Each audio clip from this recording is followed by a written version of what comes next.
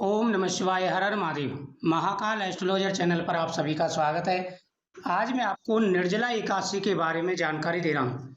निर्जला एकादशी के दिन महादुर्लभ योग का निर्माण हो रहा है। इस बार निर्जला एकादशी बहुत ही अच्छे योग में पड़ रही है। साल की सबसे बड़ी एकादशी है निर्जला एकादशी। शास्त्रों में एकादशी का बड़ा महत्व मिलता है। कहते हैं कि प्रत्येक व्यक्ति को एकादशी का व्रत अवश्य रखना चाहिए। एकादशी के दिन व्रत रखने से भगवान विष्णु प्रसन्न होते हैं, माता लक्ष्मी का आशीर्वाद प्राप्त होता है, घर में हमेशा खुशियां बनी रहती हैं। अगर आपने साल की किसी भी एकादशी का व्रत नहीं किया, निर्जला एकादशी का व्रत करते हैं, तो साल की सभी एकादशियों का व्रत प्राप्त हो जाता है, पुण्य प्राप्त हो जाता है। जितना महत्व साल की सभी एकादशियों का होता है, उतना ही महत्व अकेली निर्जला एकादशी का होता है। अगर निर्जला एकादशी का व्रत रखते हैं तो सभी एकादशियों का जितना पुण्य प्राप्त होता है, उतना अकेली निर्जला एकादशी के व्रत करने से प्राप्त हो जाता है।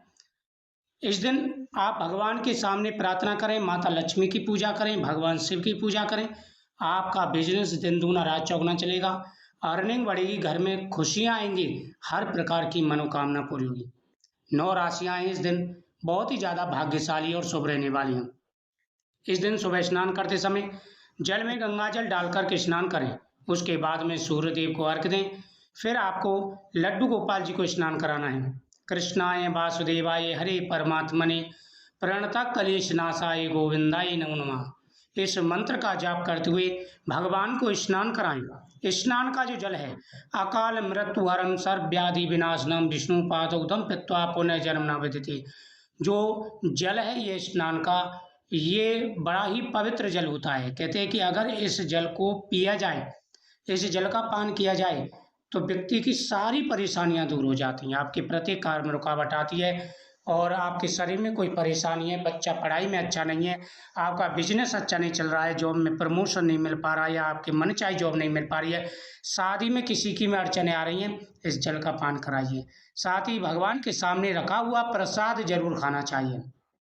निर्जल व्रत रखा है तो जब पारण करें तब खाएं। अगर फलाहार का व्रत रखा है तो भगवान के सामने फल चढ़ा के जरूर खाएं। साथ ही माता लक्ष्मी जी के सामने पीली कौड़ी, कमलगट्टा, गोमती चक्र और रक्त गुंजा, ये चीज़ें जरूर रखें। साथ ही श्री यंत्र ला करके भी रखें। ये चीज़ें माता लक्ष्मी जी के सामने रखें। इस दिन तुलसी माता के सामने दीपक जलाएं। तुलसी पत्र ना तोड़ें, तुलसी माता के सामने दीपक जलाएं।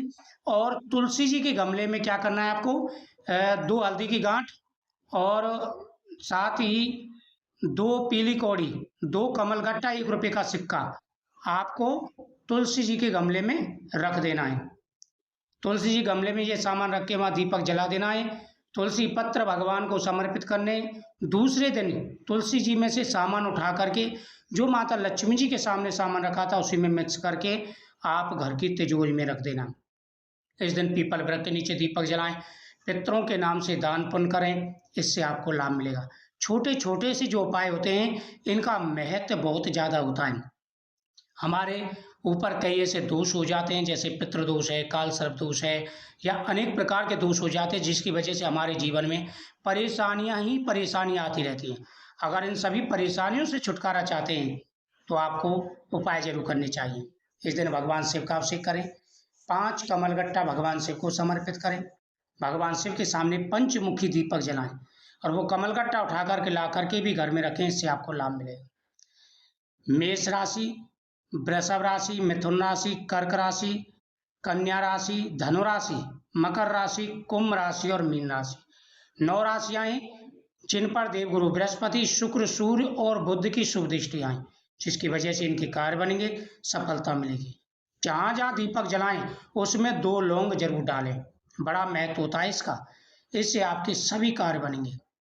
मुझे उम्मीद है आपको ये जानकारी बहुत ही अच्छी लगी होगी, तो आप ये उपाय जरूर करें। साथ ही दान पुण्य करें। आपके घर में माता लक्ष्मी का स्थिर रूप से वास होगा और खुशियां ही खुशियां आपके घर में विराजमान रहेंगी। श्री महालक्ष्मी नमः।